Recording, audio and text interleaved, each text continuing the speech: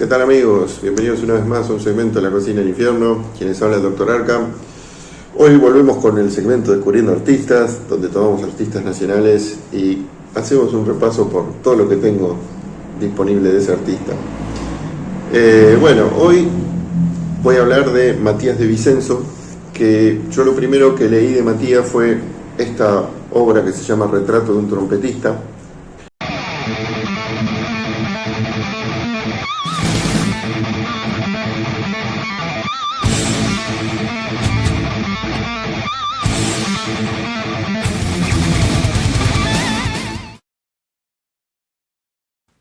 ¿Estás en Bahía Blanca y no sabes dónde conseguir tus cómics? Acércate a Comic Store en el costado del Teatro Municipal, en la Feria de Música y Literatura los fines de semana, o si no, entra al Instagram y pedirle a José lo que necesites. También puede para los que estén fuera de Bahía Blanca y en el resto del país. Que es una autoedición propia de él. La verdad que la conseguí, la leí y me pareció brutal.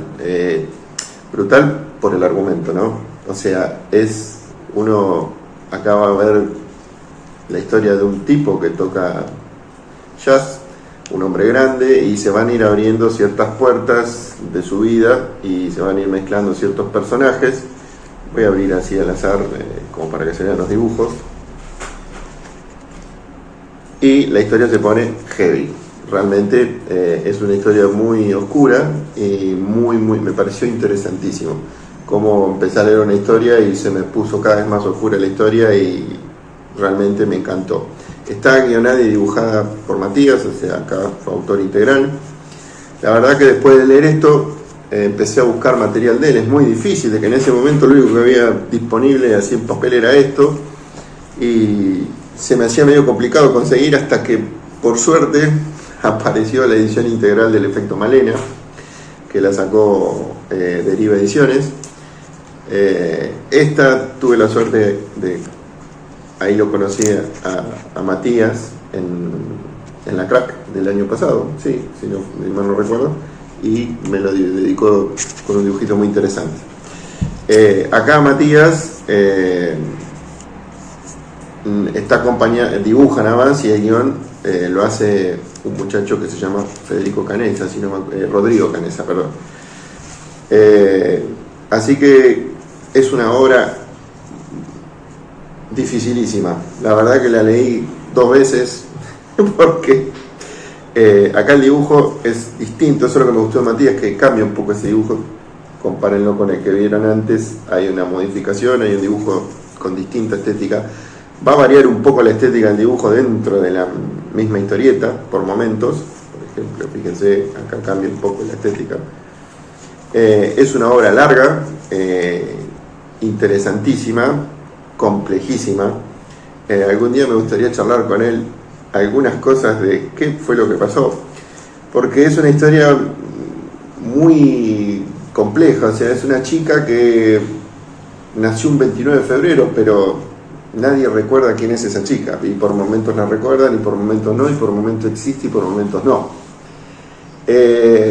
Y empiezan a haber otros personajes que la recuerdan y que no, y vidas en paralelo, y es muy muy interesante, una obra de ficción, diría yo, de ciencia ficción hasta cierto punto, muy muy interesante. Esto se mezcla con ciertos tipo policial negro, violencias, asesinatos, y quién es quién y quién puede ser quién, y personajes que no son quienes parecen ser, y la verdad que muy muy compleja, pero interesantísima, la verdad que interesantísima. Y después lo último que conseguí hace poquito, que fue de Elfos, Soldaditos, Sirenas y otras historias, que son adaptaciones de Christian Andersen, que editó Black Cat. Muy linda edición en tamaño. La verdad que, para que se den una idea, fíjense, voy a abrir así. Hermoso ver los dibujos de Matías en este tamaño. La verdad que me gustó mucho.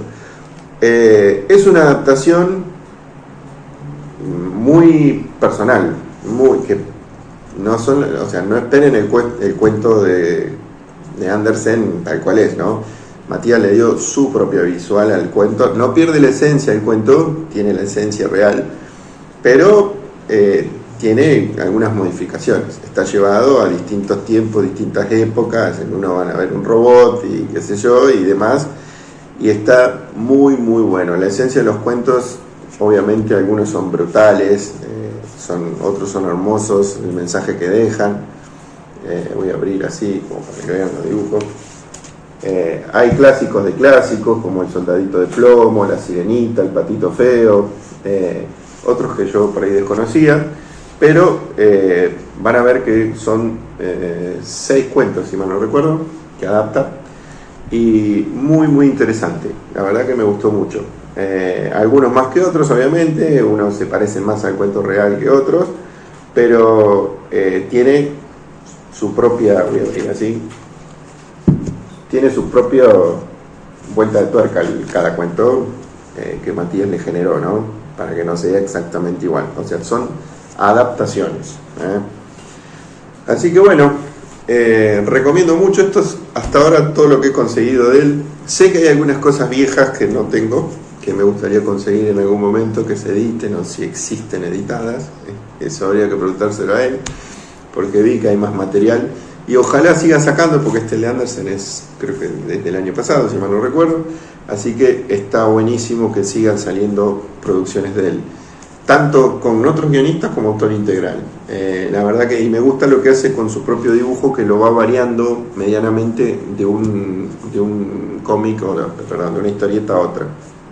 La verdad que muy recomendado todo lo de Matías de Vicenzo, así que si pueden conseguirlo, estas 3 cosas valen la pena. ¿Qué tal amigos? Bienvenidos una vez más al segmento Descubriendo Artistas de la Cocina del Infierno, quien les habla el Dr. Arkham.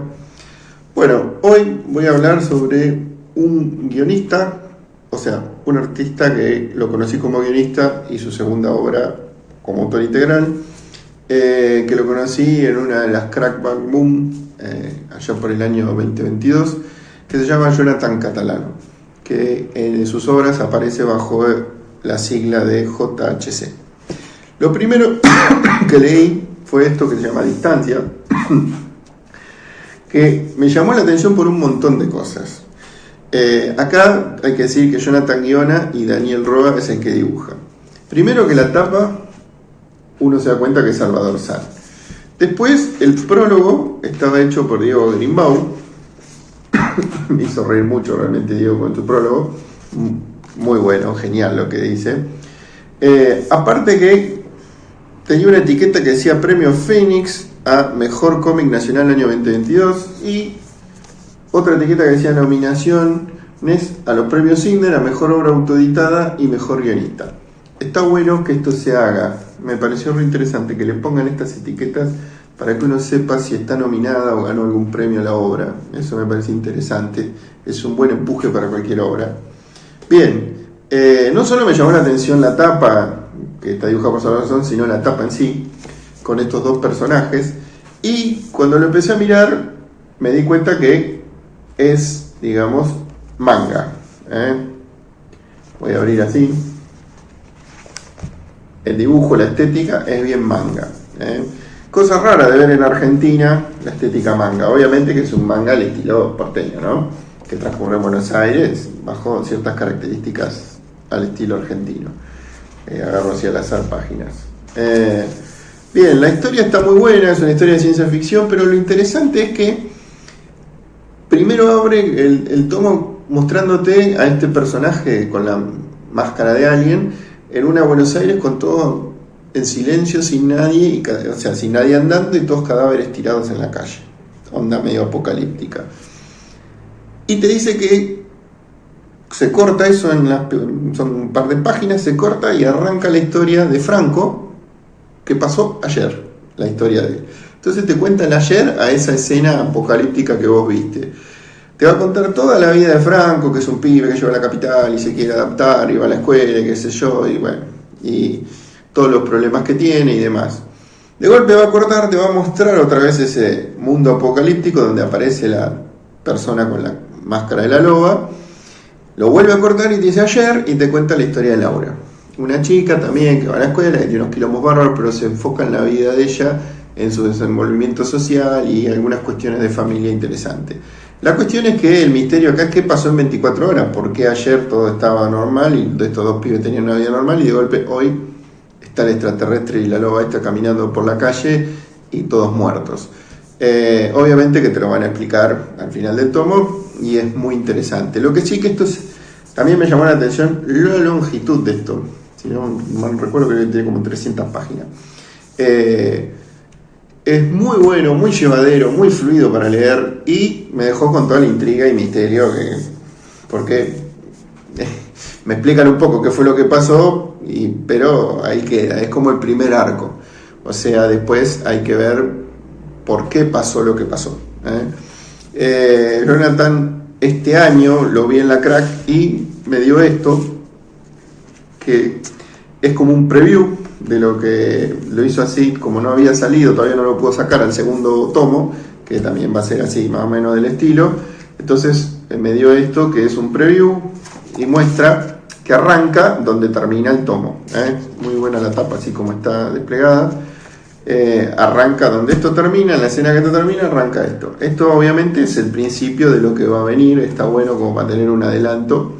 Sigue siendo una historia de ficción basada en el desarrollo de la vida diaria. Está bueno esto que mezcla la ficción, la ciencia ficción, digámosle, con la vida diaria de los pibes. Eso está interesante.